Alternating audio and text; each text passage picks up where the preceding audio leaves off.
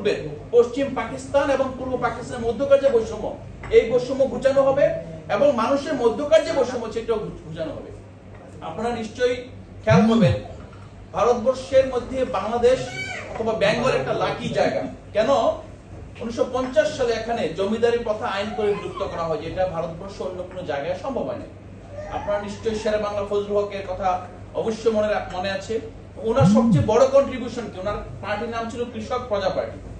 ওনার সবচেয়ে বড় কন্ট্রিবিউশন ছিল উনি 1947 স্বাধীনতার পর এই পূর্ব বাংলায় যে জমিদারি প্রথা ছিল, এটাকে ইস্ট বেঙ্গল এস্টেট অ্যাকুইজিশন অ্যাক্টের মাধ্যমে চিরতরে বিলুপ্ত করে দিয়েছিল। আজকে আমাদের যে বাপদাদারা জমির মালিক হয়েছে, আমরা যে জমি কিনি, জমি বেচা কেনা করি, এটা তো সম্ভব ছিল না। 100 বছর আগে এটা সম্ভব ছিল না। আপনার বাবা হয় রায়ত ছিল অথবা প্রজা ছিল অথবা জমিদার ছিল, এর বাইরে আসলে এখানে কারো জমির অধিকার ছিল না। আমাদের 47-এর পরে সবচেয়ে বড় অর্জন হলো পূর্ব বাংলায় জমিদারের কথা বিলুপ্ত হয়। এর হাত ধরে একটা মধ্যবিত্ত শ্রেণীর বিকাশ হয়। আমাদের যেই বিশ্ববিদ্যালয়গুলো, ঢাকা বিশ্ববিদ্যালয়ের পর বেশিরভাগ 47-এর পূর্বে আমাদের বিশ্ববিদ্যালয় একটাই ছিল। তারপর যত বিশ্ববিদ্যালয় তো 47-এর পরে হয়েছে। তো সেই ক্ষেত্রে এই যে মধ্যবিত্ত শ্রেণীর বিকাশ ঘটেছিল, বিকাশের সাথে সাথে একই সাথে নিজেদের মধ্যে আপনার অনেক বেশি বৈষম্য তখন প্রকট হয়ে দেখা দিয়েছিল। আমরা তখনকার দুর্ভিক্ষ হয়েছে, তখনকার এখানে বিভিন্ন আন্দোলন হয়েছে। আমরা দেখেছি যে এই বৈষম্যটাকে নিরসনের জন্য 1 নম্বর শর্ত দিয়েছে কি, আমরা এই পাকিস্তান রাষ্ট্রে সাম্য পাচ্ছি না। 2 নম্বর কি ছিল? 2 নম্বর ছিল মানবিক মর্যাদা, আমরা যেটা বলি হিউম্যান ডিগনিটি। আমরা কি আজকে যারা বসে আছি তারা সবাই একটা মিনিমাম মর্যাদাপূর্ণ পরিবেশের কথা বলতে পারছি তো? 2024 সালের পূর্বে ঢাকায় এখন রেস্টুরেন্টে বসে রাজনৈতিক আলাপ করবেন, আপনার বারবার এদিক সেদিক তাকাতে হতো যে কেউ কি শুনলো কিনা।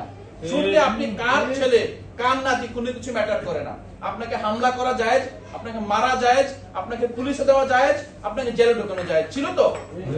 তার মানে আপনি যে মানবিক মর্যাদা, মানুষ হিসেবে যে আপনার একটা আত্মমর্যাদা আছে, আপনার একটা পরিচয় আছে, এই পরিচয় দিয়ে যে আপনি গর্ববোধ করেন, আপনি কোথাও গিয়ে মাথা নত করে থাকেন না। এখানে আমি কেন জমিদারের কথা বিলুপ্ত বলছি সেটার সাথে একদম মিলাই দেখবেন যে আমরা একটা বড় গ্রাউন্ড ওয়ার্ক করে ফেলেছি একটা জাতিগতভাবে।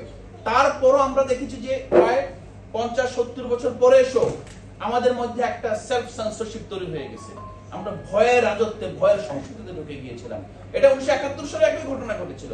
তখন আমাদের মূল জায়গাটা ছিল যে আমাদের মানবিক মর্যাদা লাগবে। আরেকটা কি ছিল? সামাজিক ন্যায় বিচার, যেটাকে আরবি ও ফার্সিতে বলে ইনসাফ।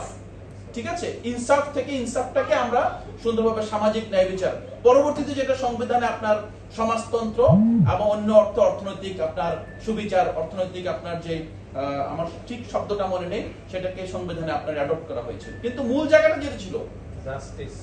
1971-এর যে মুক্তিযুদ্ধ হয়েছিল যেই দাবিকে কেন্দ্র করে, 1972 সালে যখন কলকাতা থেকে আওয়ামী লীগ ফিরে আসলো, কারণ মুক্তিযুদ্ধের সময় আওয়ামী লীগ কোথায় ছিল? আওয়ামী লীগ ছিল কলকাতায়। মুক্তিযুদ্ধ করেছে কারা?